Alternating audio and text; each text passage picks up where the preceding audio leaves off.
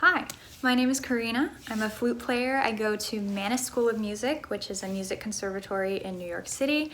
And today I wanted to make a video on how I approach learning new music. So this is applicable to anyone else who's in conservatory or orchestra, but I think it could also work for learning school band music, youth orchestra music, solo repertoire, amateur, professional, anything. So let's dive into it. First thing you want to do, obviously, is get your music. So if you have a paper copy from band or from your institution, that's great. I recommend either you make a copy of it, a second paper copy, or use an iPad so that you can mark it up. You have your music. The next step, you have to listen to recordings or just one good recording. So go to our friend YouTube, search let's say you're learning a Beethoven Symphony. Beethoven Symphony number 1 with score. And most likely, if you're playing a pretty well-known piece, the first thing that comes up will be a video that plays through the recording and also flips through the score so you can read along and see what the orchestra is doing, or what the band is doing, or what the piano is doing.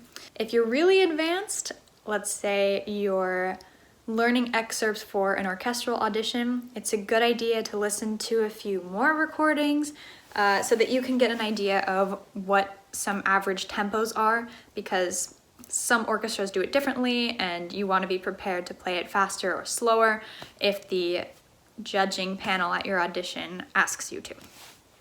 Anyway, so you have your recording and you have your music. Step 3. I think in an ideal world, you would do 3 separate listens to the recording. The first one, you are going to listen and try your best to keep the pulse. If you know conducting patterns, so 4/4, 3/4, all of that, that's great. Just as you listen to the recording. If not, just keep the pulse. So where is the beat? Dum dum da dum dum da dum da. Just do a little pulse with your hand so that you know you can follow along. And during this first listen, if you're ever doing the pulse and suddenly you realize you are not with the recording, just make a little note and then keep going, and you're going to come back to that spot later. Probably there's something going on that will make a lot more sense when you look at the score and see what instrument is playing what. Did their rhythm change? Is there a hemiola, etc. So the next thing you're going to mark as you're pulsing along on this first listen is if the tempo changes. If the tempo changes, pause it. Hopefully you have your phone with you. Open your metronome app and click along to the recording until you get an approximate guess of what the tempo is, and just write it in. Beats per minute equals 60. You can also do this at the beginning, but especially whenever the tempo changes. This will help you when you practice later.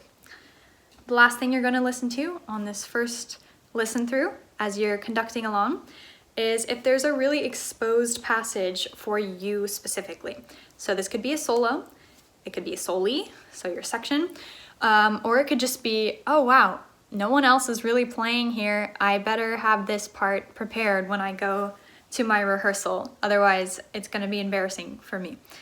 This is good to know so that it doesn't catch you out of the blue and all of a sudden you're doing a giant solo that you've never looked at in the middle of rehearsal. Okay, so that was our first one. Second run through, you are going to pause anytime there's a long rest. Why do we do this? It's really important in long rests to know what's going on so that you know when to come back in. Duh, right? But you'd be surprised how many times in orchestra rehearsal I get distracted listening to whatever's going on, like, oh, it's so pretty, and then, oh, I was supposed to come in. That's really embarrassing. So you want to write, all right, boom, I just played my phrase, I'm at my 24 bar rest. You want to write in what happens immediately. So pause the recording if you're following along on YouTube with your score, or you have your score separately, which you can also download from IMSLP if you don't purchase the actual music. You want to say, oh, okay, when I stop, the oboe section takes over for me because I can see it right here. And maybe you write in oboe 8th notes. Or maybe you write the word oboe and you draw in some eighth notes. Now you know exactly how to keep counting when you stop. Because the worst is you stop playing, oh yay, I'm done playing. But something changed and now I don't know if they're playing eighth notes or quarter notes and I have no idea how to continue counting. Hopefully I'll guess correctly when I come back in. So just write in what's happening so that you can keeping track as you're now listening and not participating in the music. Then you can go to the end of your 24 bar rest and you say, okay, looks like the horns come in 3 bars before I come in. So I'll just write a little 3 in the rest and I'll say horns. So I can check and I have a little hint as I go along that, okay, yeah, I'm in the right spot because I just heard the horns and there's 3 bars.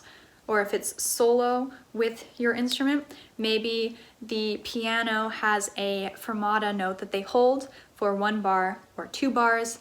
This is very helpful because you don't want to be like, am I waiting for them to be done? Are they done? Do I come in now? You just want to be sure of what's going on. When in doubt, it helps to know what's going on. Next thing, you want to annotate. Any spot where you marked before when you were conducting along that you got off with the recording and you don't know what happened to the tempo. Suddenly it's like 2 different things going on. Pause and look at the score. There's probably a reason why you got off with the recording. Like I said, it could be a hemiola, so they're playing a cross rhythm that's meant to sound like it's in a different time signature than you're playing in. It's meant to confuse the ear. You're not dumb. It's just, it requires a little bit of studying to be in on what the pattern is, to know what's going on. So look at that section, maybe start with the lower voices in the orchestra. That's usually a pretty good cue as to what's going on. Maybe there's offbeats happening. Maybe the low strings are changing every bar. There's gonna be something in there that if you know to listen for it, it'll help you stay on track.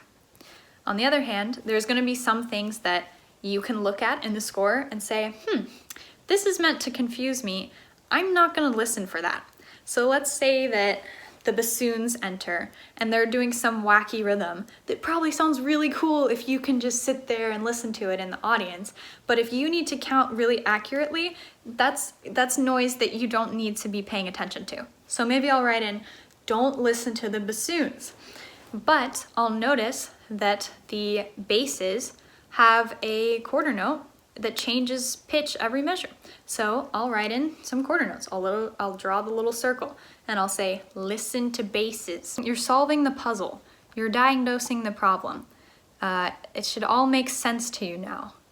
Okay, so that was our second listen. Third listen is more of a bird's eye view of the piece. So we're less in the nitty-gritty details, but especially in a big solo, in orchestra or band, or in solo rep with your accompaniment, listen to what the soloist is doing musically. This could be a couple things. Maybe it's not notated, but they're leaning really heavily on certain notes. Da da dee da da dee or maybe they are making a certain phrase sound like a big deal. It's an arrival. Ta-da! But it's not notated there, but you listen to it and you notice it and you think, yeah, that makes a lot of sense. That sounds like music. They're making it sound like music instead of just notes on a page. Maybe a certain phrase sounds like it's an echo of the previous phrase. Maybe they're taking a little time here and then they're driving the tempo forward towards the end in another place. My teacher calls this push-pull within the tempo. Sometimes there's a lot of energy and you're pushing and then we're gonna pull back and get broader. Listen for all these things, and if you like what you're hearing, mark it in. If you are inspired, you could listen to other soloists and do the same piece, see if they do the same thing, see if you like it. If it doesn't say anything in the music as far as dynamics or articulation, especially in Baroque music where the additions are sometimes sparse, listen to the dramatic choices that people have made when performing it. because you don't want to play it like a robot. You don't want to play it without any dynamics.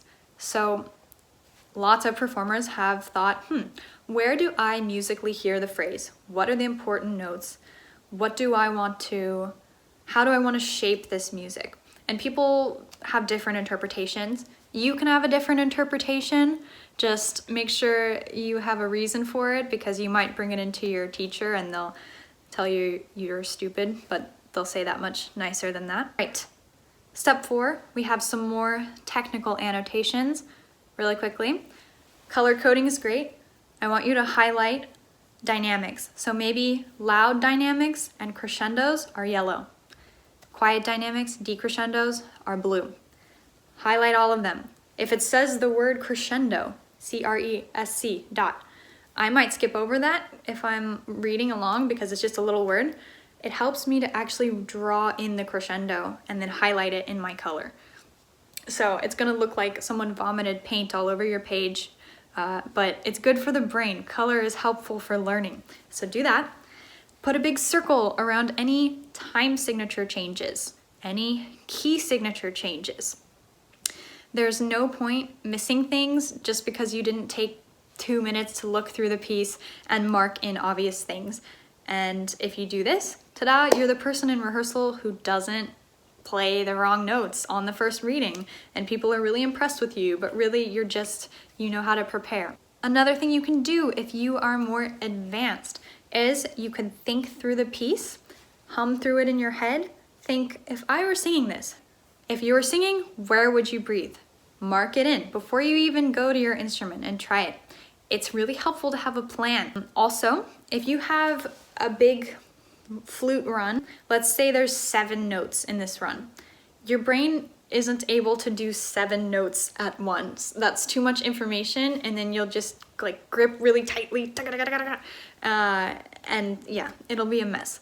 But your brain can do 4 and 3, or your brain can do 3 and 4. So just make a decision based on looking at it. Does this look like 4 notes of a certain scale and then 3 notes of another scale? Whatever. There's no right and wrong. 4 and 3 versus 3 and 4. Just pick it and then write it in so that you can practice that little detail later on. You'll do 4, and then you'll stop, then you'll do 3, and then you'll repeat it, and eventually you'll put it together. We've done all of the annotations. Finally, you get to play through it. Yay! You're gonna play through one time, under tempo, just for accuracy. So even half as slow. What you're looking for here is, what mistakes do I, Karina Geist, make when I play this piece? Oh, I am the kind of person who is gonna miss this B flat because I'm thinking it's a different kind of scale. I'm thinking it's a C major scale, but no, there's a B flat in here. Whatever, you're playing through it. Anytime you miss an accidental, anytime you miss an articulation, anytime you miss a rhythm, you come in too early, or you play something twice as fast because you thought it was a 16th note, but it's an 8th note. Write it in. Music is incredibly dense. There's a lot going on, and you're doing a lot of different things at once. You're blowing into an instrument, you're reading music, you're following the conductor, you're listening to the ensemble, you're being blinded by stage lights, and you're thinking about what you're gonna have for dinner, and your mom walked in and now she's listening and you have to play it right, and you're thinking about what the notes are, yada, yada, yada. Just mark in the darn sharp. If you made a mistake, just mark it in again.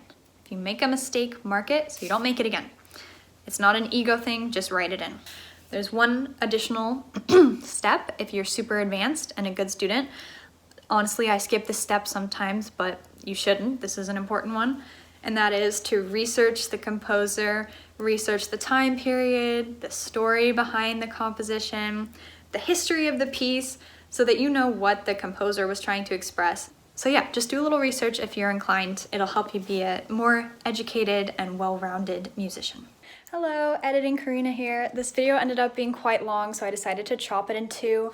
Stay tuned for the next part if you're interested in how to practice these specific techniques, but I'm just gonna end it here. Look for a part 2. Thanks for watching, bye.